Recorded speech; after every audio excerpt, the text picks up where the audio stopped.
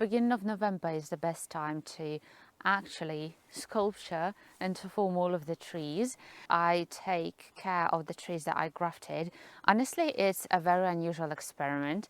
I have a lot of graftings right now, but I have certain projects that I'm really excited about. So this tree you can see here, that was a wild growing tree. We were kind of like expecting some apples from me, but unfortunately we didn't have any.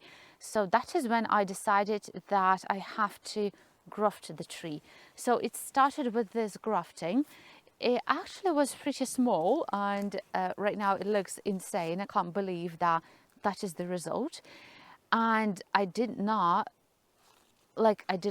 believe in the success of this grafting, because as you can see, I grafted it like a 90-degree angle, but it managed to grow like this. It is a huge tree now.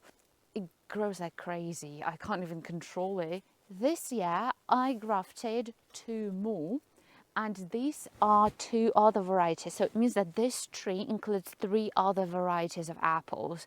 So what I'm going to do now is to actually trim the top part of the grafting. Next year, just going to, in a way, form other branches. So I'm going to do like that. So that is something that I did with every grafting of mine, including this one. As you can see, at some point I just trimmed it like this, and then it gave a lot of other branches. So it formed a lot of other branches. But it's so unusual to see that something that like it can grow in such a big tree over a span of like 2 or 3 years. So I just removed the top. That is a very special grafting for me, because if you have been with me for a good while, you know that there was one apple tree that I bought. It was pretty young. I did not cover this tree. I did not protect it, and the hair came and damaged the bark completely. I was expecting it to recover. Unfortunately, this year we had to remove it because it did not open the buds. But that was this year in April, when I took one tiny bit of that dying apple and I grafted it, and it survived, and I'm really happy. So I'm going to look after this, to take care of this. And of course, with time they're going to form 2 big branches.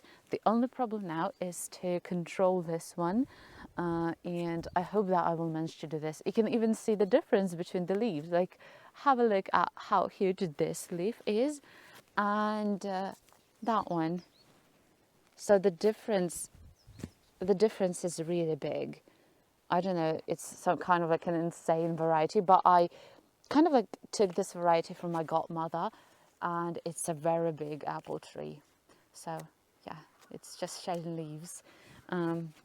Remarkable. And yeah, so you can see 3 of them, they are completely different leaves.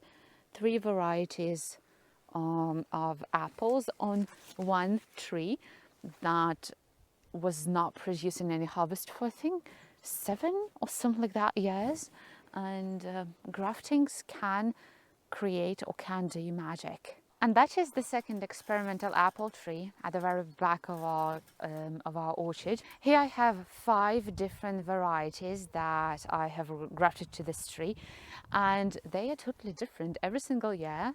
When I found out that I have this kind of like skill to graft trees, I started grafting and adding a couple of graftings every time. The first grafting that actually I made is this one. Just have a look at how tall it is. I'm expecting next year to probably have some apples. This year I didn't give any apples. So first of all, I performed 2 graftings here of 2 different varieties, but as you can see, the second grafting does not like the space here. So this one obviously dominated the branch, and that was 3 years ago. So I grafted it 3 years ago. Then 2 years ago, I grafted this variety. So it's another variety, but 2 graftings. I still did not remove one of them because, I don't know, just in case. Of course, I think that with time I can remove it once it starts kind of like forming this nice ring here. That is another grafting. Actually, I made the first chair, so that's why like I totally forgot about this. So that is in here. And this year I made these graftings, 2 of them, and they grew like that. Right now I have some plans to remove the branches which are growing from like originally from this wild apple tree, because it did not give any apples. So I'm going to remove this branch, and I have to remove this.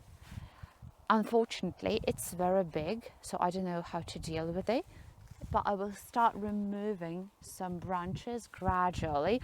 At least this autumn I will remove this and the top part of this one, but I feel like there is something that I should leave, because it's going to be pretty stressful for the apple tree to lose that many branches over a very short period of time. So you have to always be careful with it. Eventually, I have decided to remove all of the branches. I know that it's going to be a shock for the tree, but I had to do that anyway. But the thing is, with that previous grafted apple tree that I showed to you, I did the same thing this spring. Those graftings, they started growing like crazy.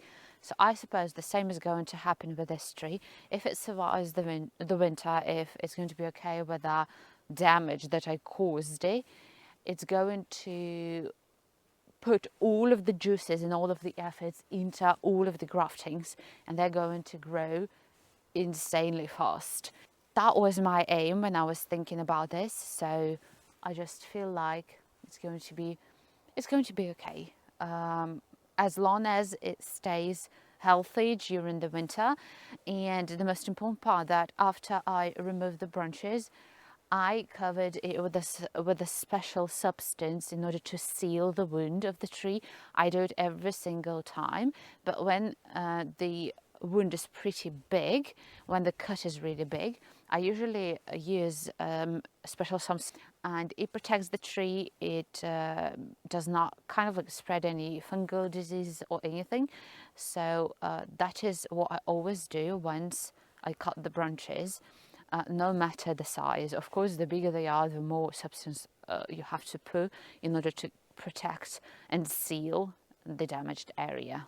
I'm at the northern side of my house, and I'm going to do something that I was planning to do for a couple of years. I'm going to cut down this huge cherry plum. The reason why I'm doing this is not because in a way it doesn't give any fruits. Well, it gives a bit of fruits, not a lot, but the branches of the cherry plum start damaging the roof of our house, and a very big weight of the branches. I'm not sure if I can do this. Of course, I have a tiny helper here, and I bought it specifically for such purposes. Of course, I wouldn't handle a small one is very handy. It's like very easy to navigate it, and of course it can deal with such branches, but I'm not sure about this ones, though I have tried it several times, and I think that it's really powerful, and it can help me with this.